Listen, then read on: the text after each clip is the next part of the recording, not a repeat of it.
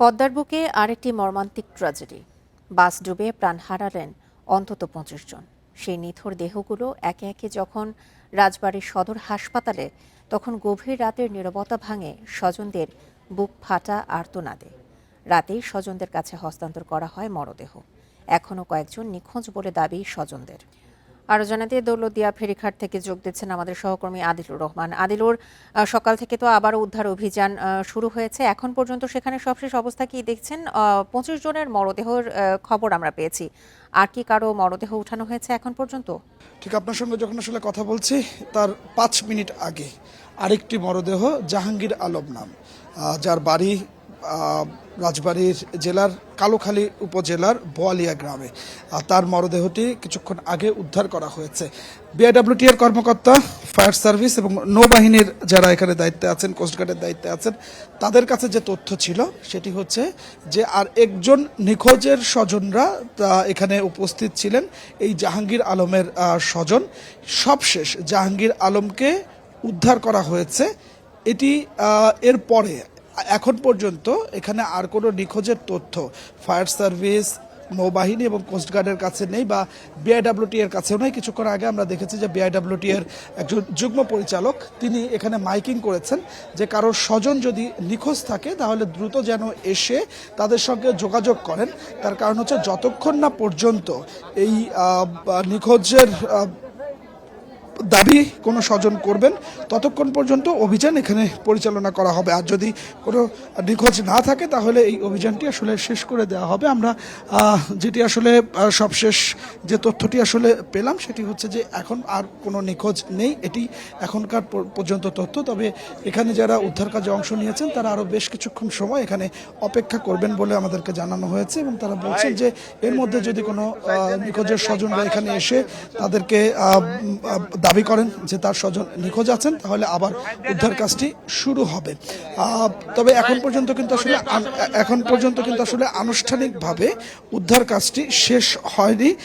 উদ্ধার কাজ শেষ করার যে ঘোষণা সেই ঘোষণাটি দেওয়া হয়নি। আমি যদি আপনাকে বলি যে এ নিয়ে মোট ২৬ জনের মরদেহ উদ্ধার করা হলো, অর্থাৎ গতকালকে যে বাসটি সৌহার্দ্য পরিবহনের পদ্মা নদীতে ডুবে গিয়েছিল সেখান থেকে ২৬ জনের মরদেহ উদ্ধার করা হয়েছে। রাতের বেলায় ১৬ জন মরদেহ উদ্ধার করা হয়েছিল। এরপরেও উদ্ধার অভিযান চলেছে।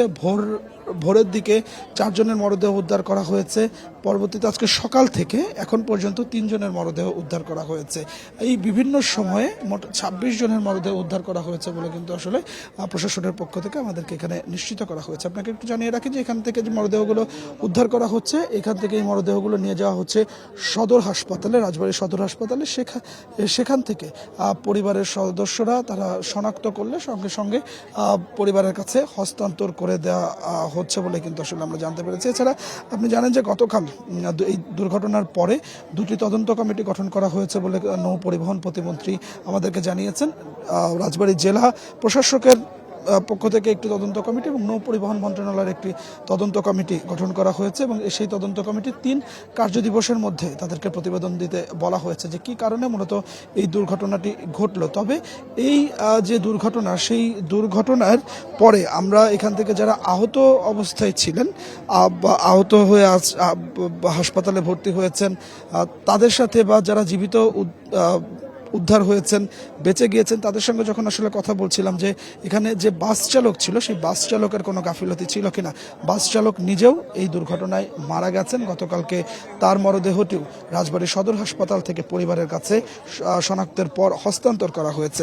তবে এখানকার যাত্রী যারা বেঁচে গিয়েছেন তারা যেটা আসলে বলছেন যে বাস চালকের গাফিলতি ছিল না। বাস চালক চেষ্টা করেছেন শেষ মুহূর্তে ব্রেক করে বাসটিকে থামানোর জন্য, কিন্তু পারেননি। যখন একটু ফেরি আনলোড হচ্ছিল তখন অটোমেটিকভাবে এই যে সৌহার্দ্য পরিবহনের বাসটি পল্টনের উপরে দাঁড়িয়েছিল সেটি চলতে শুরু করে। পরবর্তীতে বাস চালক আর নিয়ন্ত্রণ করতে না পারার কারণে এটি পদ্মা নদীতে ডুবে যায়। এরপরে তো আসলে আমরা সবাই জানি যে কি মর্মান্তিক একটি দুর্ঘটনা ঘটলো, এবং তার এই বাসের যাত্রী যারা ছিলেন প্রত্যেকে এসেছিলেন ঈদ উদযাপন করতে পরিবারের সঙ্গে, এবং উদযাপন শেষ করে তারা ফিরে যাচ্ছিলেন। মূলত সৌহার্দ্য পরিবহনের বাসটি কুষ্টিয়ার কুমারখালী থেকে প্রত্যেক দিন ছেড়ে আসে, এবং কুমারখালী পার হওয়ার পরে খোকসা, পাংশা, কালোখালী সহ রাজবাড়ী সহ বিভিন্ন স্টপেজ থেকে তারা যাত্রী নিয়ে থাকেন। এই দুর্ঘটনার পর বেশ কিছু যাত্রী সাঁতরে তীরে ওঠে, স্থানীয়রা বেশ কয়েকজনকে উদ্ধার করে, আর পরবর্তীতে বাসটি উদ্ধার করা হলে এবং পরবর্তীতে ডুবুরি দলের সদস্যরা মোট ২৬ জনের মরদেহ এই বাস থেকে আসলে উদ্ধার করেছে। এবং সবশেষ আমরা যে তথ্য পাচ্ছি যে আর কোনো নিখোঁজ নেই। যদি এরপরেও কোনো স্বজন তার স্বজনের নিখোঁজ দাবি করেন, সেক্ষেত্রে আবার উদ্ধার অভিযানটি শুরু হবে। তো আমার কাছে দৌলতদিয়া ঘাট থেকে এটাই ছিল এখনকার সবশেষ।